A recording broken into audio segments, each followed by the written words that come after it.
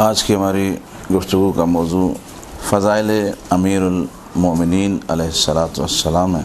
اس کے لیے ہم نے قرآن کی سورہ رعد کا سہارا لیا۔ ارشاد رب العزت ہو رہا ہے، قل کفا باللہ شہیدا، اے حبیب ان لوگوں سے کہہ دو میری گواہی کے لیے اللہ کافی ہے۔ قل کفا باللہ شہیدا بینی و بینکم ومن عندہ علم الکتاب، میری گواہی کے لیے اللہ کافی ہے اور میرے اور تمہارے درمیان وہ کافی ہے جس کے پاس پوری کتاب کا علم ہے۔ اس کے لیے ہم چاہتے ہیں کہ کچھ مقدمہ سازی کریں، کیونکہ جس موضوع پر بھی مقدمہ سازی ہو جائے وہ موضوع مستحکم ہو جاتا ہے۔ ویسے تو جو میرا سبجیکٹ ہے یا جس پہ میں کام کرتا ہوں وہ اصل ہے فن خطابت، مجالس سکھانے کا۔ ایران میں بھی جتنے تقریباً علماء کرام آتے ہیں ان کو مجالس سکھاتا ہوں، موضوع بندی کس طرح موضوع بنانا ہے، کس طرح سے آیات کو لینا ہے اور کس طرح سے اس مطلب کو آگے بڑھانا ہے۔ تو اس میں ضروری سب سے اہم چیز یہی ہوتی ہے کہ جتنا آپ کا مقدمہ خوبصورت ہوگا اتنی آپ کی بات میں جان ہوگی۔ پروردگار عالم نے اس کائنات کو خلق کیا، کس کے لیے خلق کیا؟ ٹھیک ہے، وہ تو عقیدتاً لازم ہے ان کے لیے، لیکن میں کچھ اور بات کرنا چاہ رہا ہوں۔ سخر لکم، ہم نے تمہارے لیے مسخر کیا، یعنی تمہارے سے مراد کون ہے؟ ہم لوگ، انسانوں کے لیے، ٹھیک ہے۔ خلق لکم، آپ کے لیے خلق کیا، مسخر ہمارے لیے ہوئی کائنات، خلق ہمارے لیے ہوئی۔ اور اسی مفہوم کی اور بہت سی آیتیں جو یہ بتاتی ہیں کہ پروردگار عالم نے کائنات کو ہمارے لیے بنایا، ٹھیک ہے۔ تو اب ایک ذات پروردگار کی ہوئی، ایک پروردگار نے ہمیں پیدا کیا، وہ خالق یہ مخلوق، اور ہمیں پیدا اس لیے کیا کہ ہم اللہ کی معرفت حاصل کر سکیں، ٹھیک ہے۔ ایک اللہ، ایک ہم۔ اب ہمیں اللہ کی معرفت حاصل کرنی ہے، اس معرفت حاصل کرنے کے لیے اس نے سارے مقدمات فراہم کر دیے۔ اب مقدمات بھی فراہم ہو گئے۔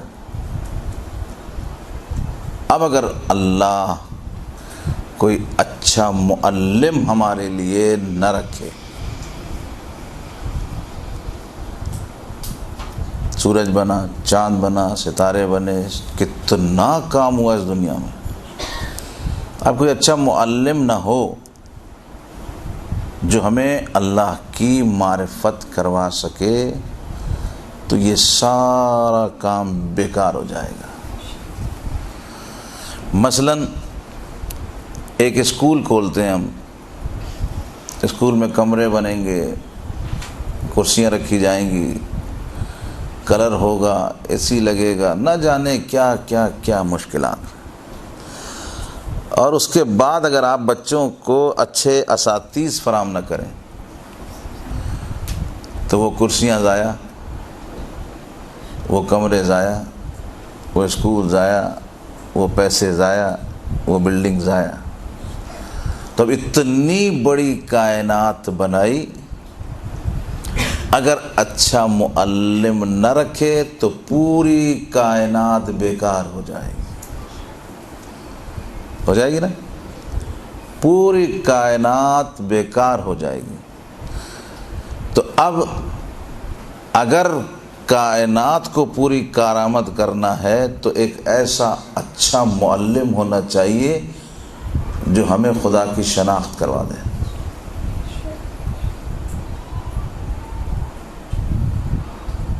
اور یاد رکھیے، ہمیشہ دے وہی سکتا ہے جس کے پاس کچھ ہوتا۔ اگر مولا کائنات خود اللہ کو نہ پہچان سکیں تو ممکن نہیں ہے کہ ہمیں پہچانوا سکیں۔ اور اس بات کا اقرار خود پیغمبر گرامی نے کیا، یا علی تم نے اللہ کو اور مجھے پہچانا۔ خود اقرار کر دیا پیغمبر نے کہ تم ہی ہو جس نے اللہ کو اور مجھے پہچانا۔ تو اس عظیم ہستی کا کہ جس کی وجہ سے کائنات کی ہر شے کارآمد ہو گئی، تو بتائیے اس میں کتنے فضائل ہوں گے؟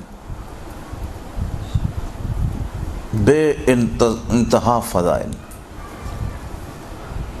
اتنے فضائل کہ انسان سوچ بھی نہیں سکتا۔ مولا کائنات کے بارے میں آپ نے ایک لفظ سنا ہوگا، مظلوم اول۔ سنا ہے؟ کس کس نے سنا ہے؟ تو کیا اس سے کیا ذہن میں آتا ہے مظلوم اول سے؟ حالانکہ کربلا میں تو امام حسین پہ ظلم ہوا۔ جی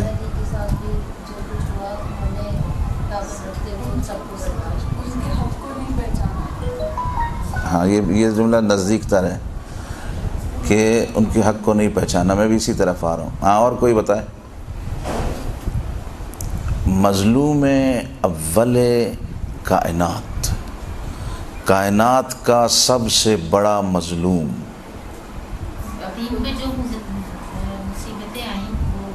وہ تو امام حسین نے برداشت کی۔ سر ولایت ہونے کے باوجود، عالم ہونے کے باوجود 25 سال بہت خاموشی سے گزارے مولانا نے، صبر کیا، برداشت۔ سب سے بڑا ظلم یہ ہے کہ حقوق کسی نے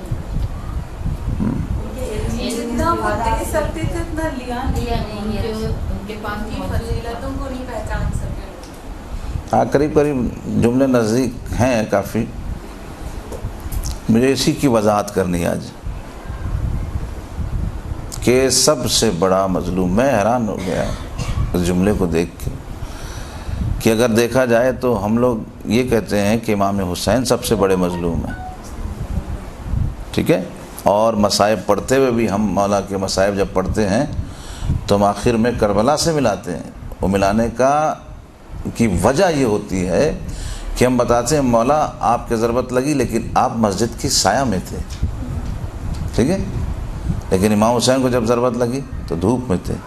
تو ہم بتاتے ہیں کہ اب یعنی شہید مظلوم جو ہوئے ہیں وہ امام حسین ہیں، لیکن روایات میں یہ مسلسل روایات ہیں کہ کائنات کا پہلا اور سب سے بڑا مظلوم۔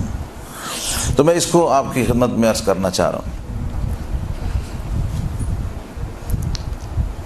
ایک انسان کے حق کو ثابت کرنے کے لیے کتنے گواہوں کی ضرورت ہوتی ہے؟ جی بولیں 2 عدل۔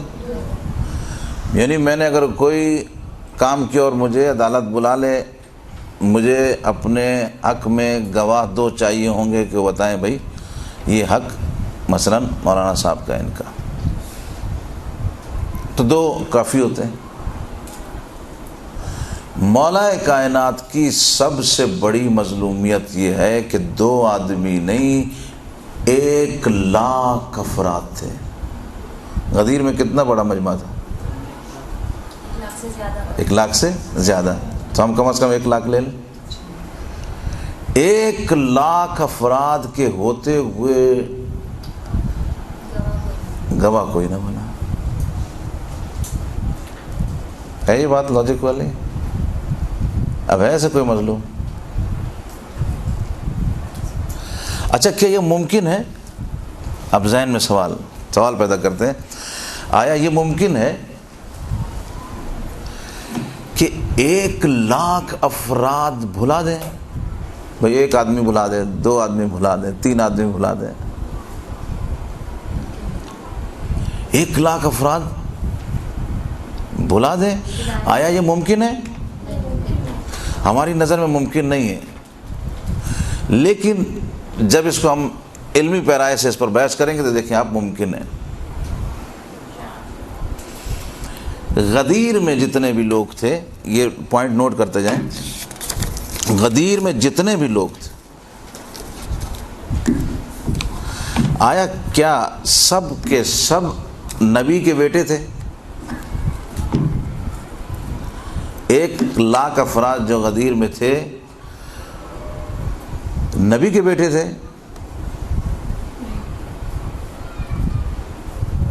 نبی کے بیٹے نہیں تھے نا۔ حضرت یعقوب کے بیٹے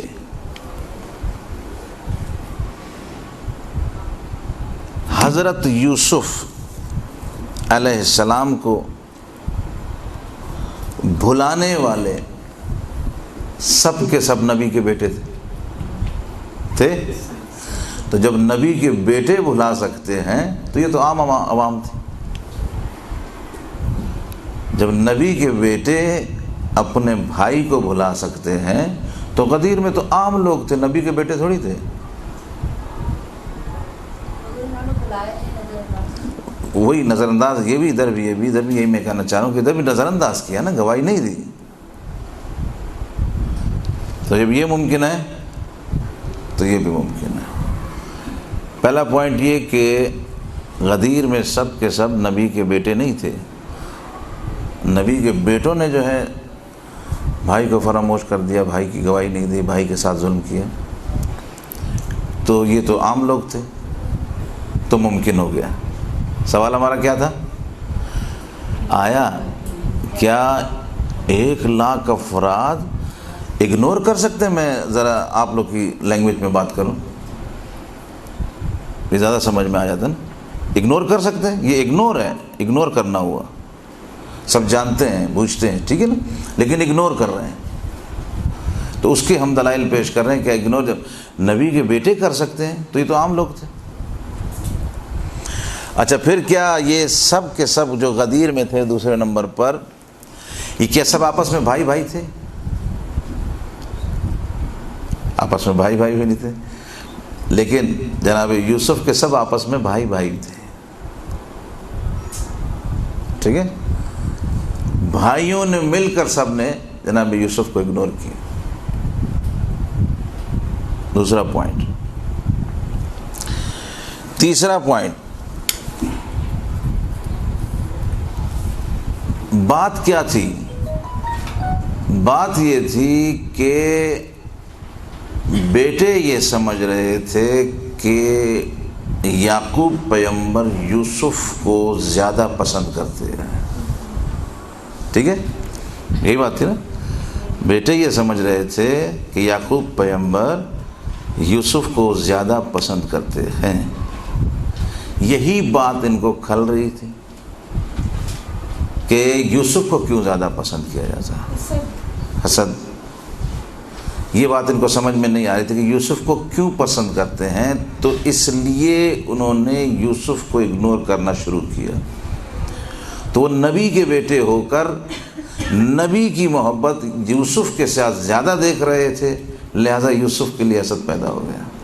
تو یہاں تو نبی نہیں تھے، یہاں انہوں نے دیکھا کہ رسول کی محبت علی کے ساتھ بیشتر ہے، ٹھیک ہے. تو یہ انہوں نے علی کو اگنور کیا، چھوڑا.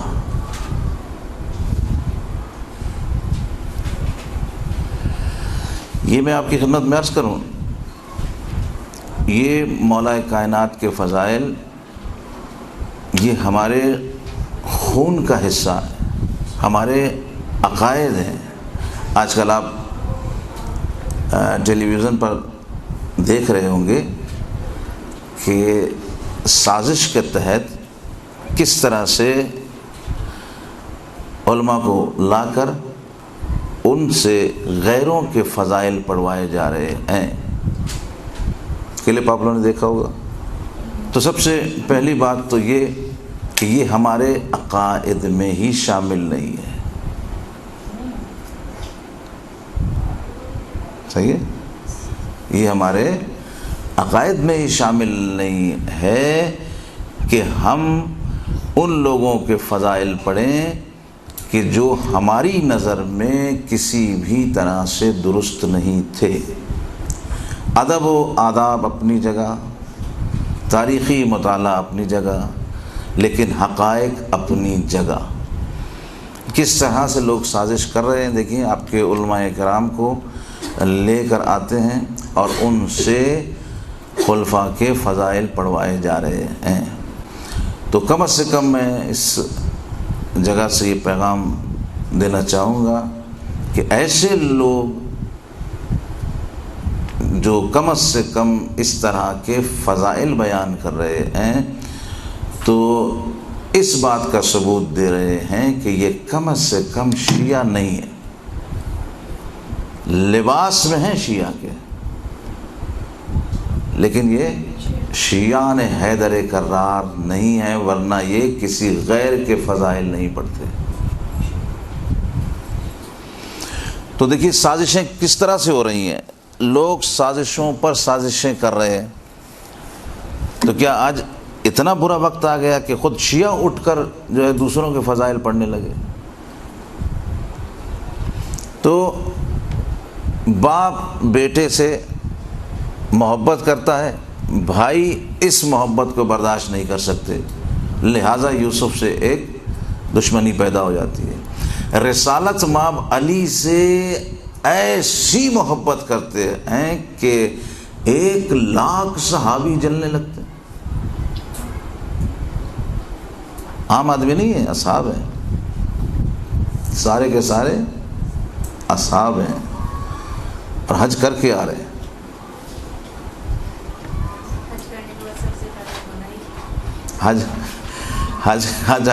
حاجیوں سے یہ وعید ہے، ٹھیک ہے، حاجیوں سے یہ بات بعید ہے.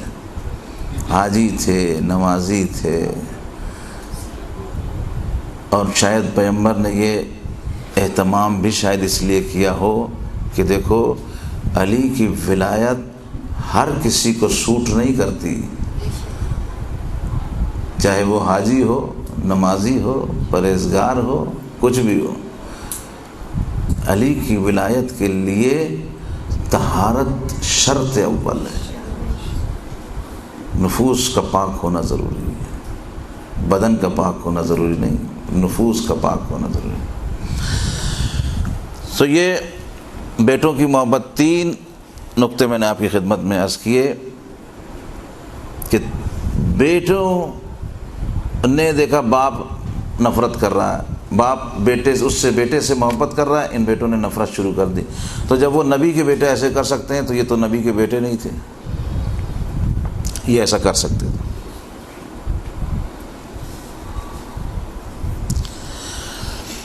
تیسری بات یہ، چوتھی بات، پیغمبر گرامی سے یہ لوگ یوسف کے بھائی جناب یوسف کو لے جانے کے لیے رسول پیغمبر کو حضرت یعقوب کو وعدہ کر کے آئے تھے کہ ہم اسے اپنے ساتھ کھیلنے لے جا رہے ہیں اور ہم اسے واپس لائیں گے. ٹھیک ہے، تو یہ پیغمبر کے بیٹوں نے پیغمبر سے وعدہ کیا تھا کہ ہم یوسف کی حفاظت کریں گے. جبکہ غدیر میں کسی نے بھی رسول سے وعدہ نہیں کیا تھا کہ ہم علی کو نہیں چھوڑیں گے، لہذا جو وعدہ کرنے والے چھوڑ سکتے ہیں تو انہوں نے تو وعدہ بھی نہیں کیا تھا، انہوں نے چھوڑ دیا۔ سوال کلیئر ہوتا جا رہا ہے آہستہ آہستہ کہ ہم نے کہا کہ کیوں 1,00,000 آدمی کیا فراموش کر سکتے ہیں، کہ اس کے دلائل میں پیش کر رہا ہوں کہ جی ہاں پیش چھوڑ سکتے ہیں، 1,00,000 افراد بھی بالکل چھوڑ سکتے ہیں، انہوں نے اسی لیے چھوڑا۔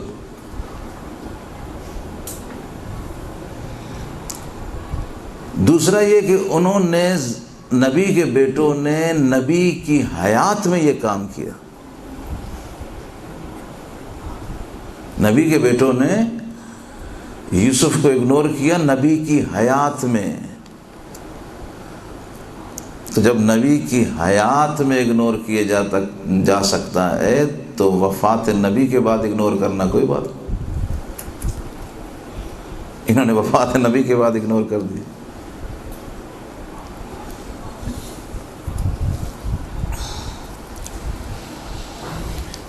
کتنے پوائنٹ ہو گئے؟ 5۔ چھٹا پوائنٹ، جناب یوسف نے ان میں سے کسی کو مارا نہیں تھا، بھائیوں میں سے کسی کو نہیں مارا تھا، کسی کے ساتھ جناب یوسف کی دشمنی نہیں تھی، تب بھی انہوں نے یہ جناب یوسف کے ساتھ کیا۔ یہاں پر تو علی ان کے باپ داداؤں کو خوب مار چکے تھے، اچھی طرح سے ان کے باپ داداؤں کی پٹائی کر چکے تھے، تو یہاں پہ تو دشمنی بنتی ہے، لہذا انہوں نے علی کو چھوڑ دیا۔ وہاں پہ کوئی دشمنی بھی نہیں تھی، تب بھی انہوں نے یوسف کو اگنور کیا۔ یہاں تو دشمنی بنتی ہے، لہذا انہوں نے چھوڑا۔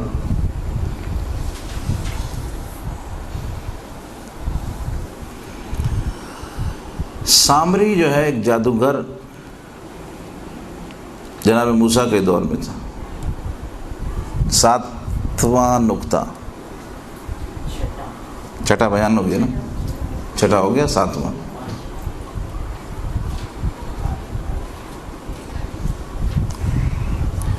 سامری جو ہے موسیٰ کے دور میں ہے، اس نے ایک ایسی چیز بنائی جادو کر کے کہ اس میں سے آواز آتی تھی، بت ٹائپ کی کوئی چیز بنائی۔ اب لوگ اس آواز کو دیکھ کر لوگوں نے خدا کو چھوڑ دیا،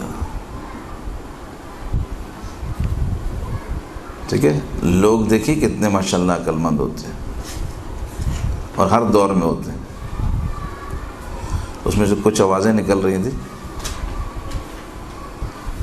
تو وہ لوگوں نے کہا کہ یہ تو بہت پیاری چیز ہے، بہت زبردست چیز ہے، اس کی پوجا میں لگ گئے، اللہ کو فراموش کر دیا، اللہ کو چھوڑ دیا۔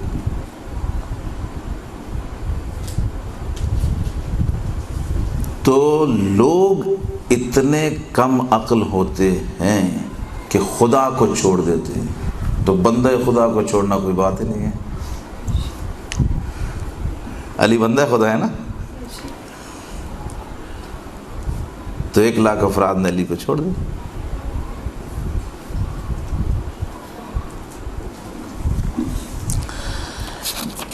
جناب موسیٰ اور فرعون کی کشمکش تو آپ حضرات کو بہتر طور سے معلوم ہے۔ آخری مرحلہ مجھے بیان کرنا ہے۔ فرعون کو کسی نے خبر دی کہ موسیٰ بھاگ رہے ہیں آگے۔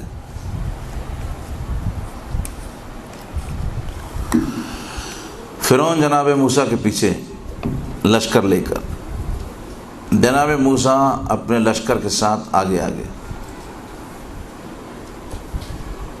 دریائے نیل پر پہنچے۔ یہ مرحلہ سخت ہوتا ہے. دریائے نیل پر پہنچے, اب اتنا بڑا دریا سامنے اور اتنا بڑا دشمن پیچھے, اب کیا کریں؟ لوگ گھبرا گئے. جو لوگ ہوتے ہیں نا یہ جلدی گھبرا جاتے ہیں. موسیٰ سے کہنے لگے اب کیا کریں؟ موسیٰ نے کہا میرا خدا وہ ہے جو راستے پیدا کرتا ہے. توکل, سامنے دریا ہے, راستہ کوئی نہیں ہے, پیچھے دشمن ہے. عقیدہ اور ایمان اسی وقت پتہ چلتا ہے کہ جب راستہ بند ہو جائے, اس وقت جو اظہار عقیدہ کرتا ہے وہ اس کا نتیجہ دیکھتا ہے. راستہ بند ہو گیا, جناب موسیٰ کہتے ہیں کہ نہیں, میرا اللہ وہ ہے جو راستے پیدا کرتا ہے, نجات اس کے ہاتھ میں. توکل اللہ پر کیا, اللہ نے دریا سے راستہ کھول دیا. ٹھیک ہے, دریا سے راستہ کھولا, جناب موسیٰ کی فوج نکلنے لگی آگے.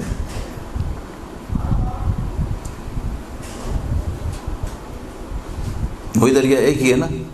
جناب موسیٰ کی فوج آگے نکل گئی, جیسے کراس کر گئی اتنے میں باطل کی فوج, فرعون کی فوج اندر آ گئی. موسیٰ کی فوج نکل گئی, فرعون کی فوج غرق ہو گئی. پانی تو ایک ہی تھا, پانی ایک ہی تھا. اللہ والوں کو بچا لیا, اللہ کے دشمنوں کو غرق کیا. یہ بالکل ایسی ہے جیسے قرآن تو ایک ہی ہے لیکن مومن کو شفا دیتا ہے اور باطل کو دبا دیتا ہے.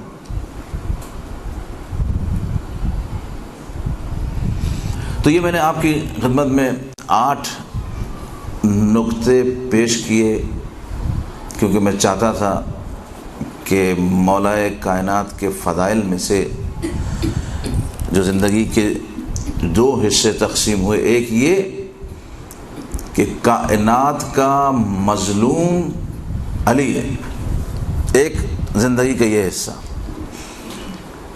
اس کے لیے اختصاراً آپ کی خدمت میں نے 8 نقطے پیش کیے کہ مظلوم اگر آپ کوئی کہتے ہیں تو اس حوالے سے بات کر سکتے ہیں کہ 1 لاکھ افراد کا مولا کائنات کو فراموش کر دینا ممکن ہے.